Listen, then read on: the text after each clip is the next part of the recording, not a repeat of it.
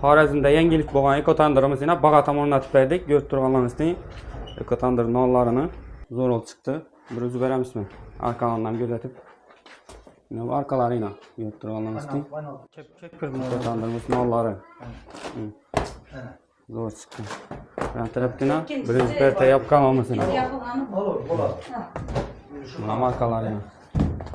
Gelip kokmasına. Yine markalar. Markalar. Usta neçə ekan ekotandır aldınız? Özünüz tandırınız ham bor neçə ekan? Yaxshi ekan ekotandırlar. Yine ustamız yine Bog'iston shirinliklar markazining egasi neçə ekan? Yaxshi ekan. Bo'ldimi? Tandirdagi bilan birini Yaldıradi. Böyle yaldırıp çıkıp durup buna. Tandır. Bilen beraber. Bog'iston shirinliklarini olib boramiz biza. Pishiriqlari. Yine onu yapışıcı ekotandir aldık. Xudo xolasa bundan ham el xizmatindamiz xudo xolasa. El xizmatindamiz shu non yoqtirmaqa kelaverasizlar ekotandir ajoyib ekan. Çiftleri bilen Bemalol yana Bog'iston shirinligine kelaverasizlar. Bag'atda, Kirovda videoga bir like bosib qo'yasizlar. Shu odamlar, akkamlar xizmatine bemalol kelaverasizlar Bog'iston shirinligiga.